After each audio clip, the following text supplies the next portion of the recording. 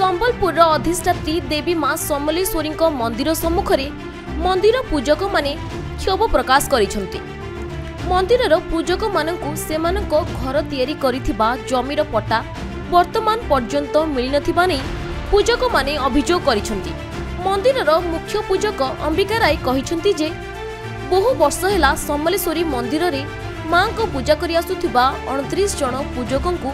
समलेई योजना रे विस्थापित होई जेउठी थैथान करा जाईछि सेही जमीर पट्टा वर्तमान पर्यंत मध्य मिलि पारि नाही। सेमानकु मिलिथिबा जमी रे 2 वर्ष हेलानी सेमाने घर करि रहुछंती, तथापि प्रशासन जमी पट्टा तांकु प्रदान करि नाही। एने पूजकंको एक प्रतिनिधि दल राजस्व मंत्री जिलापाल तहसीलदार को सह मध्य आलोचना करिबा परे मध्य कोनोसी सुफल मिलि पारि नाही। एथिपाई समस्त पूजक माने एकजुट होई मंदिर सम्मुखरे विक्षोभ करिसंती। सरकार हमको भितरु जन हम पूजा घर थिला हम गोटेरी हम गौशाला देले जगह से दिनु आम पटाले लगिचु आउ हमको एडीएम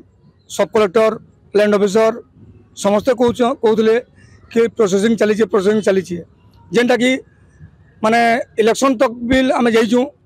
तापर कहले कोड ऑफ कंडक्ट लगी बोले ठीक अच्छे बोलूँ तार परे आम राजस्व मंत्री जन अच्छन सुरेश पूजारी तांको नहीं गलु तो से डायरेक्ट फोन कले तहसीलदार को तहसीलदार कहले पटा तो हो कहले तो किसी दिन पर आम पूजारी मैंने गलु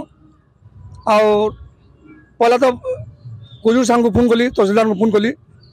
से जाइए आमर एडीएम सार डकैले मीटिंग लगी से फोन ना उठाले आम चिंता ना करवा किसी ना बोलूँ आम पूजारी मैंने गलु तथापि कि इनक्वारी करमु आम क्या भी कि आम पटा हो कि नहीं बोली तो ऊपर गलु गोटे मैडम टे थे से पठाले आमको समस्त को आम से गलु तो से मैडम कहले कि आपण तो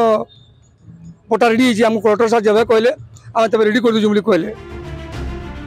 संबलपुर नवीन दास को रिपोर्ट खबर ओडिशा।